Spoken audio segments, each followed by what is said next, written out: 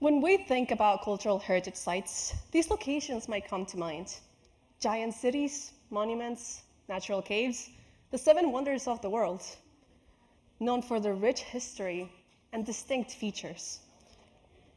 But how about this? Oh, I think this is the old presentation. Oh, so sorry. We don't know that. All right. How about this mountain in Sonoma, California? Would that be a cultural heritage site? Yes, this is a cultural heritage site. These inconspicuous mountains actually hold a pre-contact village site with 78 burials in Sonoma. Sonoma is significant to Ohlone because this is where the creation and origin story of the Ohlone takes place. So if a cultural heritage site comes in all shapes and sizes, the question is, how would you know if a place is a cultural heritage site? Which brings us to our talk, Revealing Invisible Stories towards Large-Scale AR Tours of Cultural Heritage Sites. My name is Cinthya Jauregui, project lead for the Thámien Ohlone AR Tour.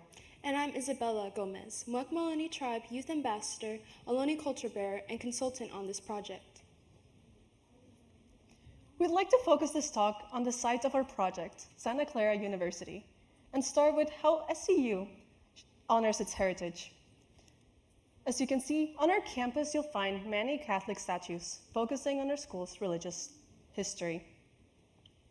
In fact, SCU is very unique in that at the center of our campus stands Mission Santa Clara, which remains an active place of Catholic worship. As you can see, the mission is a strong symbol of SCU, not just physically, but even in our marketing. As you can see right here, right, that's their school's logo and that's the mission. But although the mission was built by California natives, little to no markers exist honoring that Ohlone culture. Why? The Aboriginal people of Santa Clara and the broader Bay Area are the Ohlone people. Our people have existed way before missionization and colonialization, thriving in villages, the one at SCU known as Thámien. The Ohlone survived the enslavement and brutality of missionization and thrived during the founding of the city of Santa Clara. And we, the Ohlone people, are still here to this day as active members of our community. So how can Santa Clara University better reflect and honor the Ohlone story, our stories? The Thámien Ohlone Augmented Reality Tour makes Ohlone stories come alive in an immersive, scalable, and accessible way beyond a classroom lecture. To better showcase this project, we'd like to showcase this video.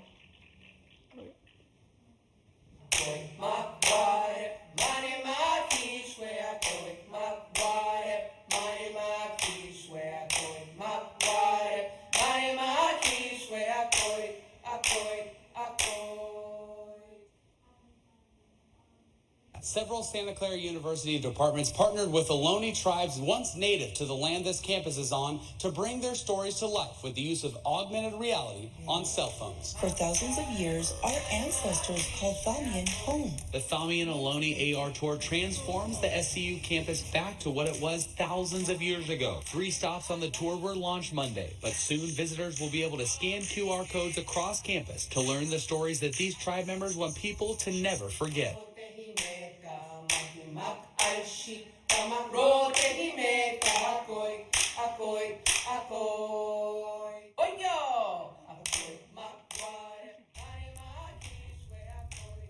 Akoy, Horpe, Thámien, Growam. Welcome to the center of Thámien Village. For thousands of years, our ancestors called Thámien home. Once an oak woodland with year-round water sources, this village likely had 300 to 500 native inhabitants. Our people were forced to work long hours plowing fields, digging irrigation ditches, slaughtering cattle, and constructing mission buildings, all to keep the mission system running. Some tribal members also held leadership positions as intermediaries between the Native Californians and the Franciscan clergy. In recent years, our tribe collectively renamed the Mission Santa Clara cemeteries in our ancestral Chochenyo language. In order to honor our ancestors buried here, the new name means where the Clareño Indians are buried. This cemetery holds the remains of approximately 2,400 indigenous people out of the total 7,600 Native individuals who are listed in the mission's burial records. Every year, this location right here, the St. Ignatius Lawn, becomes a vibrant hub for the powwow at Santa Clara University, featuring traditional food, music, and dance. Listen carefully, and you can hear a sacred healing song in our Chocheño language, as it was sung by Jose Guzman, our Ohlone ancestor, and recorded on a wax cylinder back in the 1930s.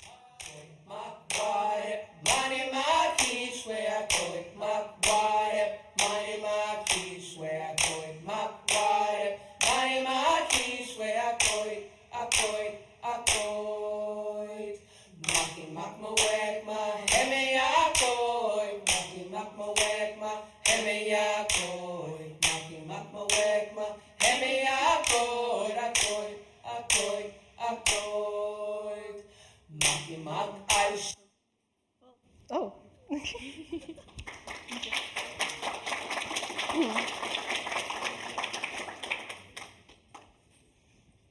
We're currently using Niantic's 8th Wall and Lightship VPS toolkit on our tour. webAR allows our users to try out the tour without having to download an app, which makes it more accessible. Though recently we've been considering moving on to Unity to be able to add more richness to the stops, such as adding particle effects to the fire inside of the dwellings in the village. Of course, we could not make this without the help of our team, which, as you can see, is truly interdisciplinary. The lead faculty come from 4 different departments: computer science, English, anthropology, and art. And with amazing students on this project, even more departments are represented. You might have seen a lot of them in the XR, wearing their XR pins, or in the audience right here.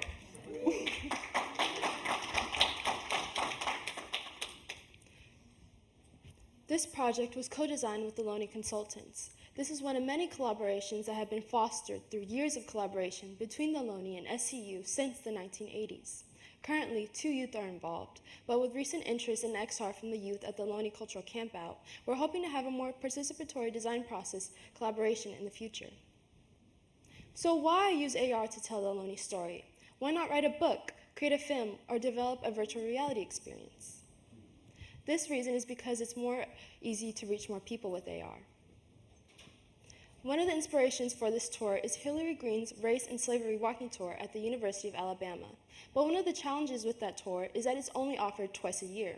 However, with AR, we can offer a self-guided tour multiple times a day without relying on one single person to lead the tour, thus making it more accessible to the public.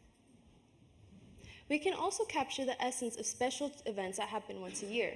As you can see here, one of these special events that we captured was the annual SCU powwow. By locating the actual photos to where they were taken, we can give users a glimpse of this special event where multiple tribal nations gather to celebrate Native heritage at SCU. 2, recreate historical significant places. It's natural for a landscape to change over the passage of time, but that makes it more difficult to know and appreciate what once stood there. For example, on the right, you'll see the remains of a Native dormitory that were found during the construction of one of our parking lots. However, by looking at that concrete outline, you would never know what once stood there. But because we work with archaeologists, we have the historical records, drawing, pictures, and artifacts found from the excavations that we can either scan or use to recreate high-fidelity 3D models of the buildings and artifacts to use within our AR tour to better represent these places on our campus. A great example of this is the Thámien village stop, where we reconstructed the Tule dwellings as depicted from an artist's reconstruction of the village and placed it on the fountain. Without this story, you would never know that the fountain was where this Ohlone village once stood, as determined from archaeological evidence. 3, envision a more just future. AR has the power to influence physical markers. An AR experience at the Stanford University campus recognized Chanel Miller, a sexual assault survivor, by using AR to place a virtual plaque on the location of her assault. Soon after, the university installed a physical plaque at the location that was nearly identical to the AR one, a hopeful outcome that we aspire for our project. From death certificates, we know that more than 2,457 California natives are buried at the Mission Rose Garden. However, there is no physical marker acknowledging this site as a burial site for California natives.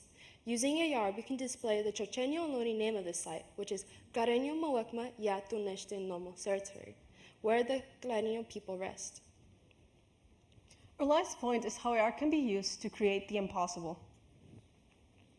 In this stop, we display in the sky the names of the 2,457 California natives Isabella just mentioned, in their original Choncheño language, as found from birth, marriage, and death certificates.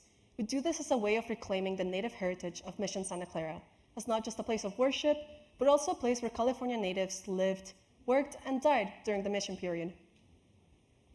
We've touched on the practical use cases as to why we use AR. However, we also wanted to leave you with the lessons we've learned in this type of work. One of these lessons is being upfront with limitations. With emerging technology, it's easy to get swept in the richness of animation and promises of detailed environments. Initially, we all got very excited about the village pertaining multiple daily life activities, such as children running around and villagers weaving baskets or grinding acorns. However, it wasn't feasible to develop those level of details in Eighth Wall, and so instead, we had to focus on creating bite-sized 1 to 2 minute stops. We used the soundscapes of Bay Area wildlife, Chochenyo songs, and tribal member narration to bring the village to life. 2, be intentional about choosing anchors. For the village stop, we went with what might possibly be the hardest monument to choose as an anchor, a symmetrical fountain with a very reflective water surface. Yeah, made it almost impossible to be scanned and led to many localization errors that we're still kind of facing today. However, the closest alternative was this banner that was a lot easier to scan and localize to. However, it made the village seem to be brought to you by one of the many donor families of our school, which was not a message we wanted to send. And we think this is a socio-technical consideration and trade-off that we really should be considering in our design.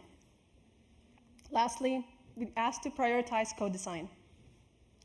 Co-design is the practice of involving every impacted and involved party from the beginning of the design process, and not just as a check of approval at the end. It can be summarized as nothing about us without us, as brought by the disability rights movement.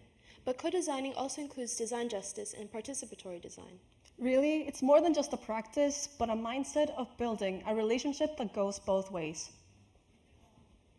For example, the AR team secured funding and gave ownership of the professional Ohlone Chochenyo song recordings to the tribe so that we could teach the language to tribal members.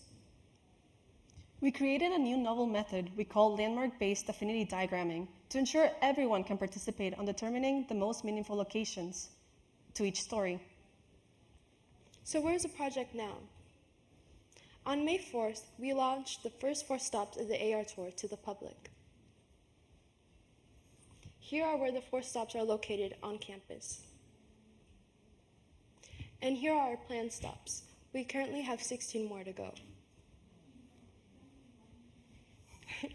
This conference has shown us that maybe in the future, the Thámien Ohlone AR tour will be available on glasses. To conclude, if there's one thing you take away from our talk, we really hope to leave you wondering. As you leave this room back into the conference hall, as you go out to the streets of Long Beach, and as you go back to your respective communities, to for a moment, stop and wonder, even if you can't see them, what stories might these places hold? Of course, we'd love to invite you, if you're ever at Santa Clara, to come try out our tour. Here's the QR code of the video you just saw, in case you want to save it. And if anyone is interested in collaborating in these efforts, please contact the SCU HCI lab. Our advisor's right here. Yep, we're open for questions. Thank you. Anyone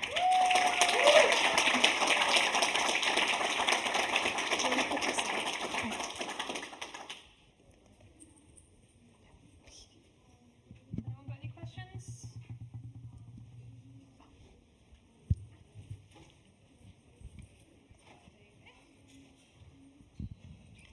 Thank you for that. It's so exciting to see, and it really is